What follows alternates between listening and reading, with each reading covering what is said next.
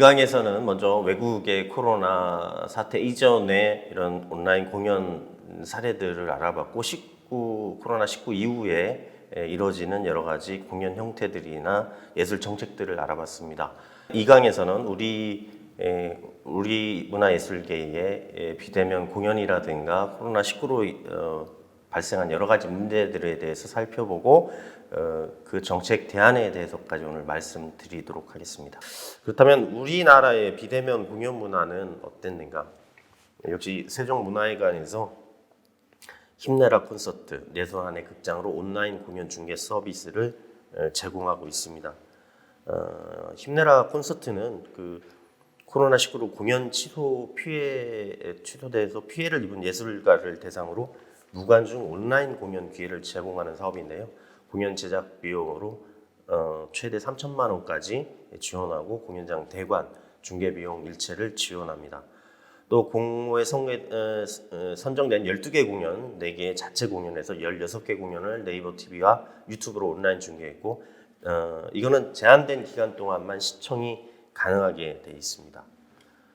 다른 공공극장은 국립극장은 국립국악원, 국립극단, 남산예술센터, 남산국악단, 도남원국악단 등 대부분의 공공문화기관에서 온라인 상영을 시행합니다.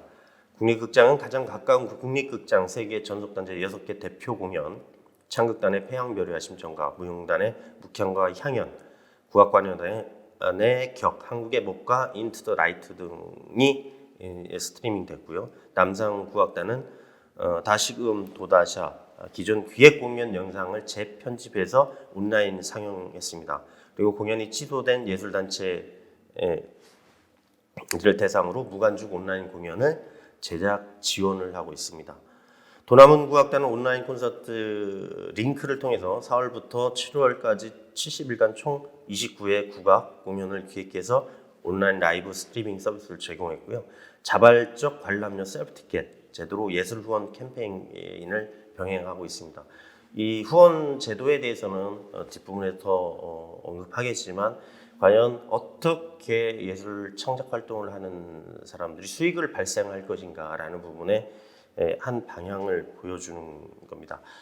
그러니까 현재까지는 라이브 스트리밍을 통해서 유료화 전환이 된 경우가 없거든요. 이건 뒤에서 조금 더 알아보겠습니다. 그리고 장애인들을 위한 시도 및 교육적 시도가 있는데요. 남산예술센터에서는 시청각 장애인들을 위해서, 시각청각 장애인들을 위해서 배리어 프리 공연 실황을 영상 제작해서 모두에게 장벽이 없는 극장이다라고 해서 제작 발표했습니다. 그리고 서울시립교향악단에서는 음악교육 콘텐츠로 교과서 음악 중 10편을 선정을 해서 VR로 영상을 제작해서 유튜브 EBS 교향이나 서울시립교향악단, 서울시 교육청, 서울시 채널에서 공개돼서 온라인 수업을 진행하기 위해서 제작권 없이 자유롭게 사용 가능하도록 했습니다. 또 이런 공연을 스트리밍하는 것 외에 장애인들을 위한 새로운 시도 및 교육적 시도를 했습니다. 그래서 남산예술센터에서는 시각청각 장애인들을 위해서 베어프리 공연 실황을 영상 제작해서 모두에게 장벽이 없는 극장이라는 타이틀로 해서 제작 발표했었고요. 서울시립교향악단도 음악교육 콘텐츠를 제작했는데 그 중에서 교과서 음악 중에서 10편을 선정을 해서 VR로 제작해서 EBS 교양, 서울시립교향악단, 서울시 교육청, 서울시 채널에서 공개돼서 온라인 수업 진행을 위해 저작권 제한 없이 자유롭게 사용할 수 있도록 했습니다. 과연 코로나19가 어떻게 우리 공연 예술 환경에 영향이 미쳤나? 모두가 다 알겠지만 사회적 거리로 인해서 안전하게 개인 공간에서 즐기는 문화생활이 확산이 됐습니다. 공연장이나 박물관, 영화관, 미술관 등 이 다중이용시설에서 문화예술을 향유하던 사람들이 인터넷이나 미디어 콘텐츠를 소비하는 OTT, 오버 더 톱 서비스에 대한 관심이 굉장히 늘어났고 개인이 각자의 핸드폰이라든가 컴퓨터를 통해서 문화예술을 향유하는 형태가 발달이 돼 있습니다. 그래서 새롭게 생긴 신조어들이 있죠. 홈 루덴스, 홈 루덴스는 호모 루덴스의 신조어인데요. 호모 루덴스는 바로 놀이할 줄 아는, 놀 줄 아는 인간이라는 말인데 그거를 호모를 빼서 이제 홈 루덴스라고 바뀌었습니다. 집에서 나 혼자 뭐 갇혀 있다라는기보다는 나만의 안전한 공간에서 문화생활을 즐기는 사람들을 말하는 신조어가 생겨났습니다. 집에서 누리는 문화생활 중 온라인 공연은 기존 무대와 관객의 거리를 없애버렸고 실시간 쌍방향 소통과 아티스트의 빈번한 클로즈업 연출 등으로 모노 콘텐츠 생산 방식과 소비자들의 소비 문화 방식에 대한 일대 전환을 촉발했습니다. 하지만 이 준비되지 않는 언택트 공연이나 스트리밍 서비스로 인해서 발생한 문제들이 많은데요. 이런 온라인 공연 문화의 문제점이 무엇인가 라는 부분을 살펴봐야 될 필요성이 있습니다.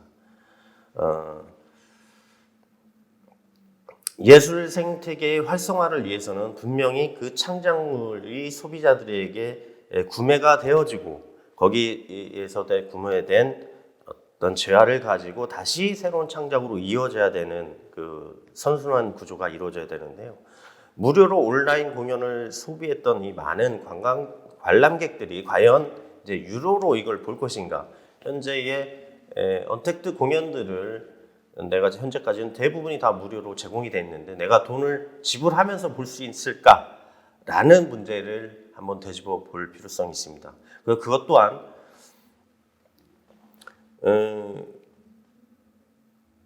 아주 쉽게 그 콘텐츠를 접할 수 있지만 이 콘텐츠가 과연 어느 정도의 수준을 유지할 것인가? 우리가 음악회나 연극 공연 그리고 야외에서 한다면 뭐 버스킹 공연 같은 게 있겠죠. 현장에서 보고 들을 수 있는 이 라이브의 감흥이 과연 이 온라인 공연에서 따라갈 것인가? 그렇다면 이걸 해결할 방법은 어떤 것인가라는 고민이 필요합니다. 스마트폰 그리고 또 개인 컴퓨터 이런 것들로 스트리밍 서비스를 하기 때문에 이런 기기에 익숙하지 않은 분들이 있어요.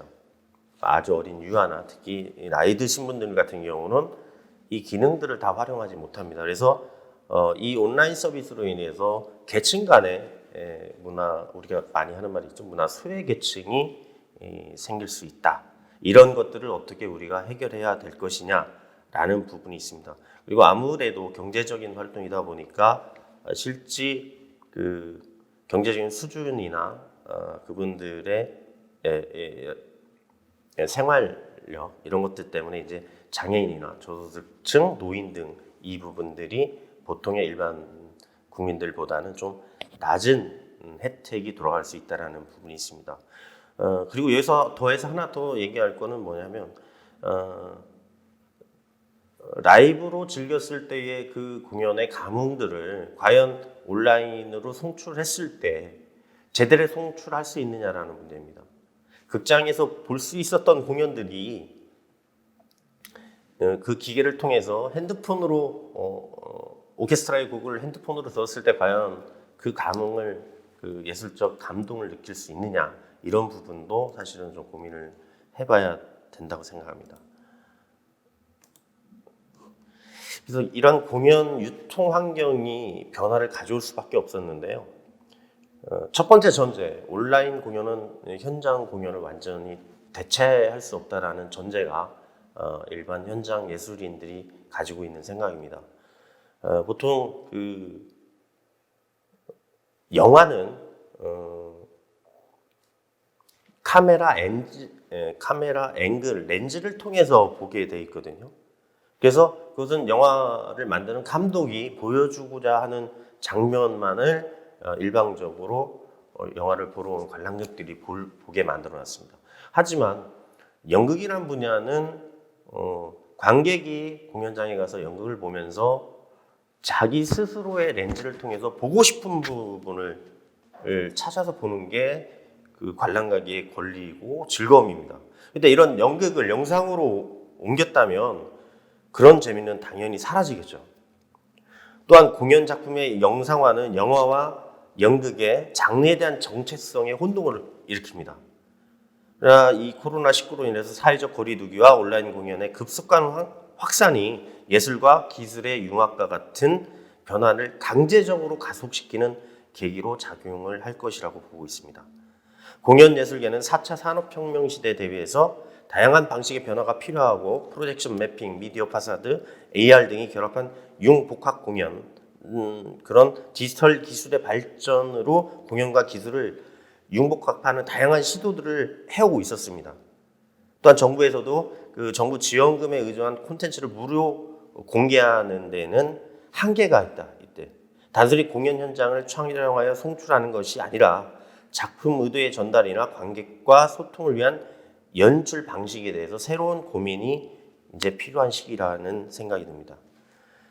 두 번째, 이런 환경 속에서 전에 제가 잠깐 말씀을 드렸는데요. 유료화의 문제입니다. 현재 지금 이루어져 있는 보통은 팬덤이 두터운 일부 K-팝 가수의 공연이 유료화되고 있습니다. 우리 방탄소년단도 얼마 전에 그런 경우였고요. 세종문화회관에서는 클래식 엣지 그 무관중 공연에서 자발적 후원을 받는 유료화 관람을 시범 추진을 했습니다. 이건 어디까지나 이제 자발적이라는 거죠. 생방송부터 공연 영상을 다시 볼 수 있는 20일까지 4일간 네이버 TV의 후원 기능으로 3,000원 이상을 기부할 수 있는 방식으로 운영했어요. 아까 잠깐 제가 언급했죠.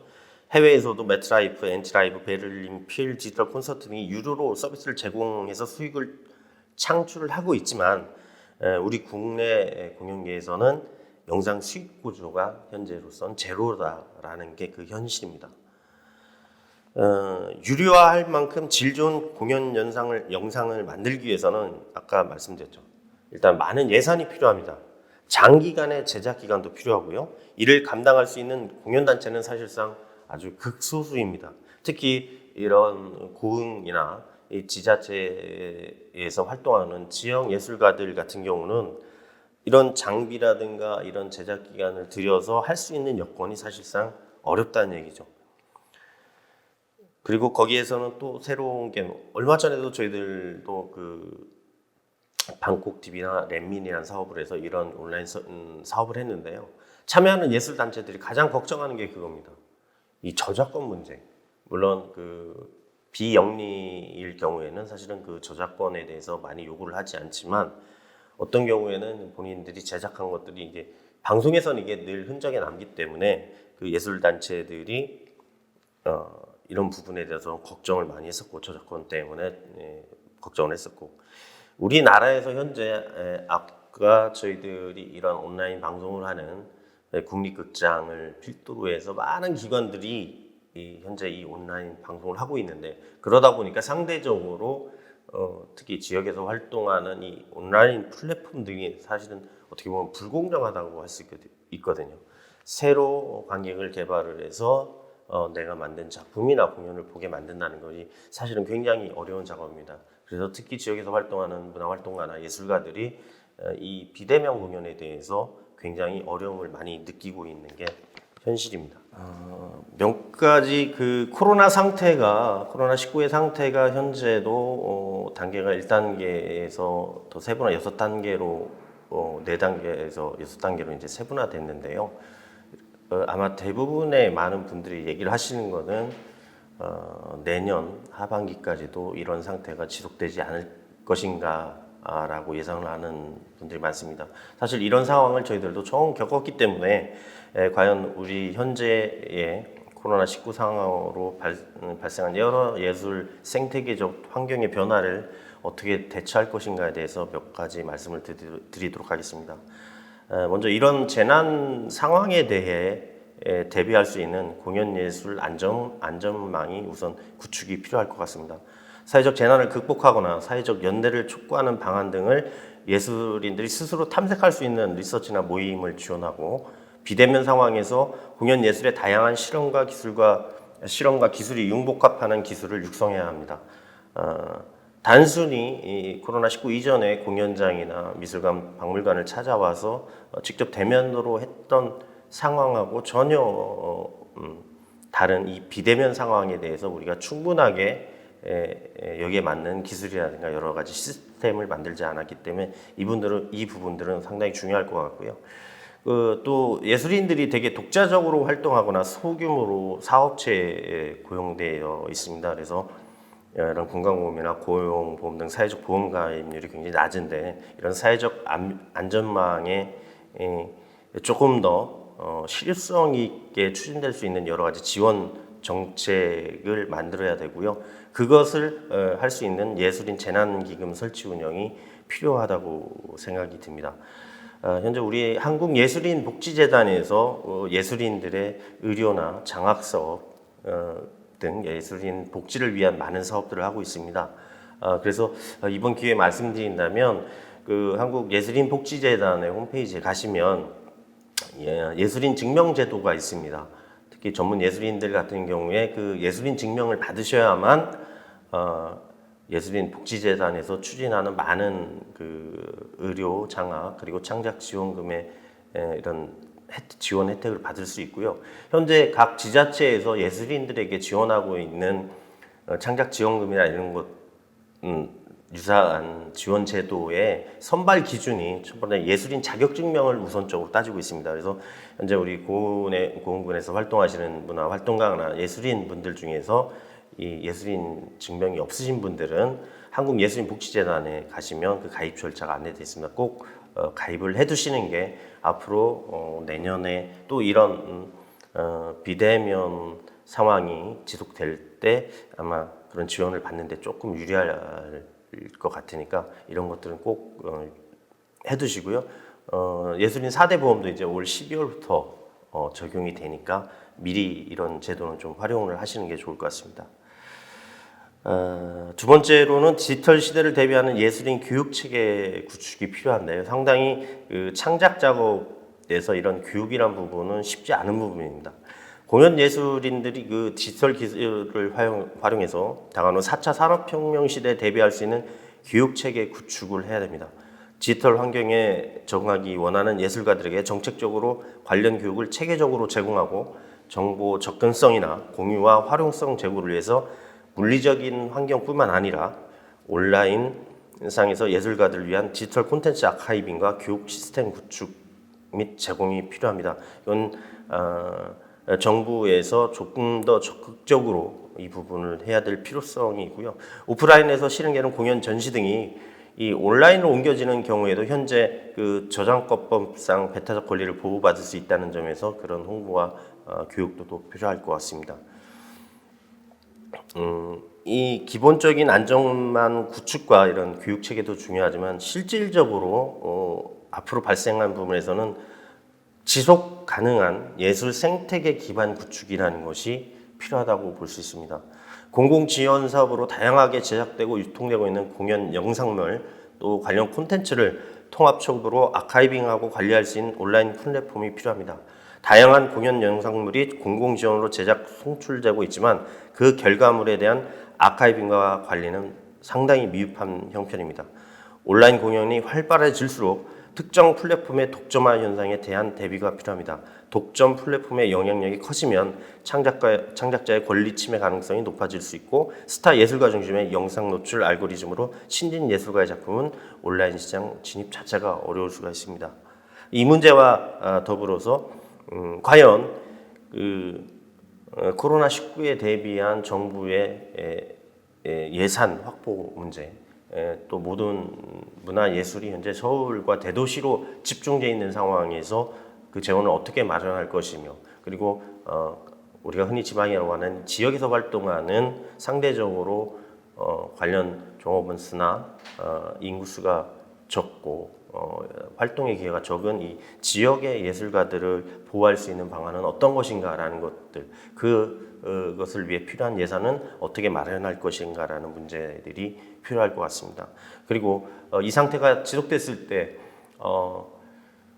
공연을 대부분 유료화해서 그 유료화된 재화를 가지고 다음에 창작 작업을 해야 되는데 현재 이 상황들이 비대면 공연, 온라인 공연으로 해서 현재는 대부분이 다 무료화로 이루어지기 때문에 이 생태계 개선을 위해서 어떤 지원 제도가 필요한지 그 부분에 대해서도 더욱더 연구가 필요할 것이라고 생각합니다. 그래서 이거는 좀 지역적인 문제지만 과연 어느 영역까지 전문 예술인으로 인정을 할 것이냐.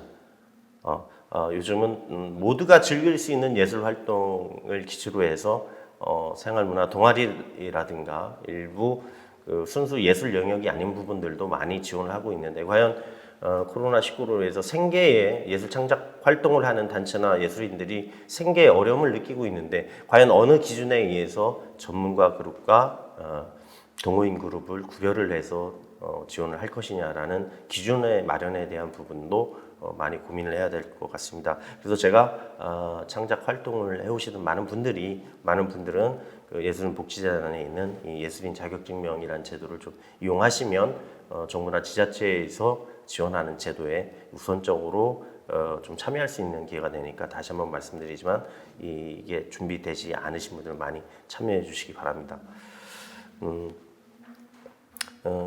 제가 말한 이 정책들이 일시적으로 빨리 이루어질 수는 없는 상황이라고 보고요. 거기에는 또 정부 관계부처의 노력과 또 예산 확보라는 것이 따라 뒷받침이 돼야 이루어진다고 생각하고요. 저 또한 현장에서 예술 창작 작업을 했던 사람으로서 상당히 안타깝습니다. 저희 후배들의 작업 환경을 찾아가 보면 현재 9월, 10월 달부터 이제 1단계로 되면서 공연장이 오픈되면서 공연을 준비하고 있지만 그네들 스스로도 과연 이 작업이 온라인으로 송출됐을 때 그 관객들에게, 관람자들에게 어떻게 전달될 것인가에 대한 그 궁금증하고 또 관객을 만나서 소통해서 생기는 에너지로 이루어지는 그 공연 분야 예술가들은 상당히 이 비대면 공연에 대해서 회의적인 반응도 나타내고 있습니다. 과연 이걸 어떻게 효과적으로 풀 것인가라는 부분은 아마 현장에서 활동하시는 예술가분들이 많은 대안이나 정책들을 제안을 해주셔야 될 거고요. 그 대안과 모아진 의견들을 정책을 수립하는 정부기관에서 적극 수용해서 이 어려운 시기를 슬기롭게 극복해 나가야 된다고 생각합니다. 제가 개인적으로는 그 현장에서 있으면서 무척 어렵죠. 창작이라는 건 늘 어려운 작업입니다. 그래서 오늘 이렇게 온라인상으로 만났지만 공예사로 활동하시는 문화활동가, 예술가들 모든 분들께 제가 평상시에 어떤 신념이랄까 모토로 삼고 있는 말이 있습니다. 예술은 문화의 꽃이며 삶의 바탕입니다 라는 말을 하고 싶습니다. 창작의 과정은 굉장히 어렵고 힘이 들지만 그 내가 만든 창작물을 보고 그걸 본 사람들에게 어떤 감흥이라든가 감명을 준다면 그게 창작자로서의 기쁨이지 않나 싶습니다. 어려운 시기 건강 조심하시고요. 빨리 이 시기가 벗어나서 정말 자유롭게 창작할 수 있는 그런 시기가 돌아오길 바라봅니다.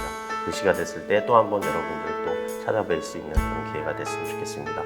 부족하지만 이렇게 강의 들어주셔서 감사하고요. 다음에 또 기회가 되면 뵙겠습니다. 감사합니다.